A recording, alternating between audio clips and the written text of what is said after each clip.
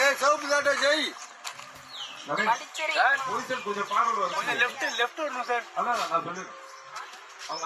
மூன்று முடிச்சு serial upcoming episode shooting ஸ்பாட்டில் எடுத்த இந்த பியூட்டிஃபுல்லான ஃபோட்டோஸ் அண்ட் வீடியோஸை ஸ்வாதி ஷேர் பண்ணியிருக்காங்க.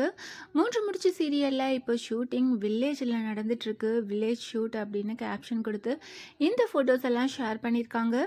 ரீசெண்டாக டெலிகாஸ்ட் ஆன எபிசோடில் சுரேகாவை ரொம்பவே கஷ்டப்பட்டு நந்தினி கண்டுபிடிச்சி கூட்டிகிட்டு வந்தாங்க.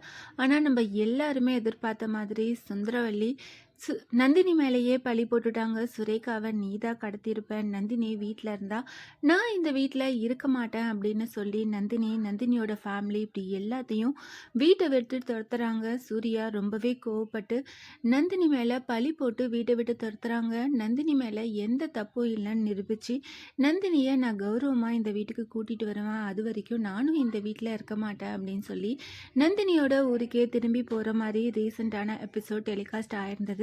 இப்போ நந்தினியோட ஊரில் தான் ஷூட்டிங் போயிட்டுருக்கு. ரொம்பவே பியூட்டிஃபுல்லான லொக்கேஷன். அந்த ஷூட்டிங் ஸ்பாட்ல இருந்து தான் இந்த ஃபோட்டோஸ் அண்ட் வீடியோஸ் எல்லாம் ஷேர் பண்ணியிருக்காங்க. ரீசெண்டாக சூர்யா லைவ்ல வந்திருந்தாரு. அப்போது கொஞ்ச நாளில் நான் நந்தினி எல்லாருமே வேற ஒரு லொக்கேஷனுக்கு ஷூட்டிங்க்கு போகிறோம், இன்னும் 2-3 நாளில் அந்த எபிசோடெல்லாம் டெலிகாஸ்ட் ஆகும் அப்படின்னு சொல்லியிருந்தாரு. அதுக்கேற்ற மாதிரியே இப்போது வீட்டை விட்டு வெளியில் போய் நந்தினி வீட்டில் ஸ்டே பண்ணுற மாதிரி வரப்போகிற அப்கமிங் எபிசோடெல்லாம் வரப்போகுது. அதுக்கான ஷூட்டிங் தான் ரொம்பவே பரபரப்பாக போயிட்டுருக்கு. கண்டிப்பாக வேறு ஸ்டோரி லைன், வேறு ஆர்டிஸ்ட் அப்படின்னுட்டு வரப்போகிற அப்கமிங் எபிசோட் ரொம்பவே இன்ட்ரெஸ்டிங்காக இருக்கும் அப்படின்னு நினைக்கிறேன். நம்ம வெயிட் பண்ணி பார்க்கலாம்.